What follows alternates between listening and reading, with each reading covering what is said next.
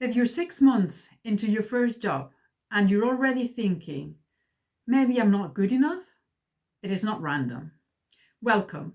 This channel is about professional self-leadership for maturity and clarity. So let's talk about how work actually works.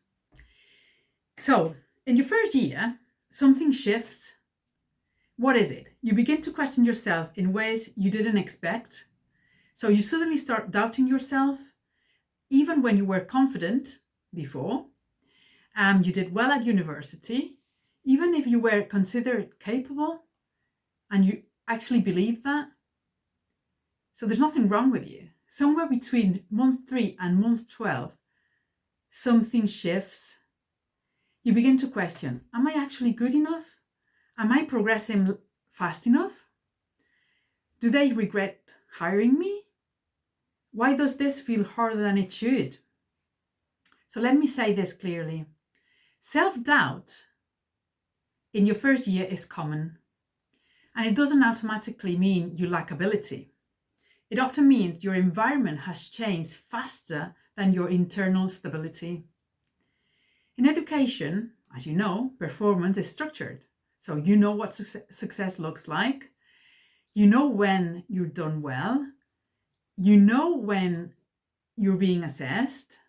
At work, assessment becomes informal and ongoing. There are no grades, no clear markers, no semester resets, and you're evaluated continuously and often quietly. That ambiguity creates uncertainty. Yes, it does create uncertainty. And uncertainty creates self-questioning. And also, there's another layer. Let me get into it. In your first year at work, you are exposed to people who have 5 years experience ahead of you, 10 years or more experience, and never mind talking about those who have 20 years experience ahead of you. You see how quickly they speak, how confidently they decide, how naturally they navigate meetings, and you compare. But what you're comparing is your beginning to their middle, and that comparison is structurally unfair. Yet almost everyone does it. Who doesn't do that? Everybody compares to somebody else. Self-doubt often appears when responsibility increases. So you may start with smaller tasks, then gradually expectations will rise. You are trusted with more, seen more, relied in more, and that responsibility feels heavy before it feels empowering. And when you feel that weight, your mind can do different interpretations. As, for example, I'm not ready. I'm not ready. No. Yes, you are. But often the discomfort is simply growth pressure, not inadequacy. I remember moments clearly early in my career when I progressed quickly. On paper, everything looked strong. But internally,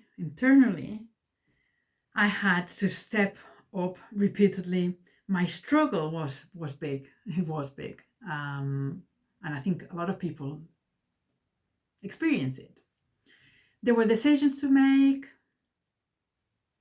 standards to meet, environments that were not always organized and clear. Even when you're intelligent, stepping into responsibility requires what? Courage. And that courage does not feel like confidence. It often feels like tension. Another cause of early career self-doubt and misinterpreted silence. So we do a misinterpretation of silence. Your manager doesn't say much. No strong praise, no strong criticism. You fill in the gaps. You assume something must be wrong, but often silence means work is proceeding. No problem. Not you are failing. When you're new, your emotional sensitivity is higher. You are deeply and you care deeply. about what you're doing. And caring deeply without context can amplify to doubt. And that's a route we don't want to go into. So there are typically two paths on self-doubt appears. So when self-doubt appears, you've got two paths. The first one, let's go down this line, for example. You withdraw, play smaller, avoid exposure. Please, nobody see me. Do only what feels safe. The second one, let's go on the second lane. You lean carefully, you ask better questions, strengthen standards, observe patterns, stay engaged.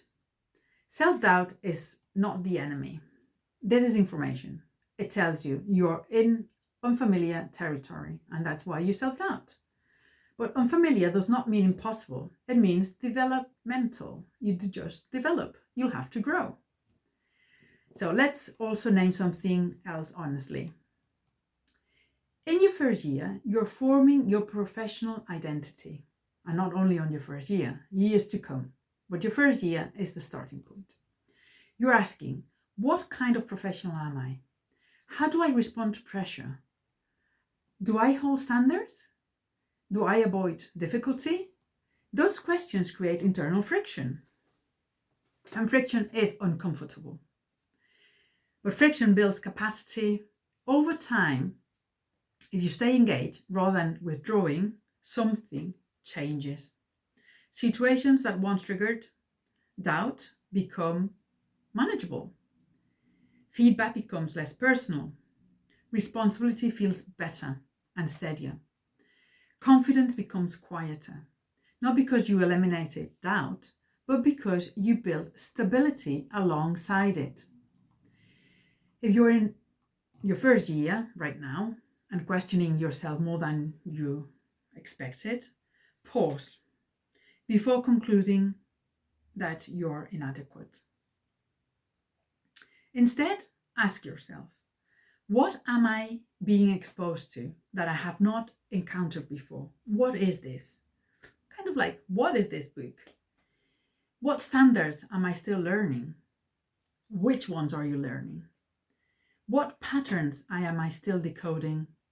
What is all this information in my environment, my working environment, that I need to decode? Growth in professional life is rarely loud. It is steady and slowly.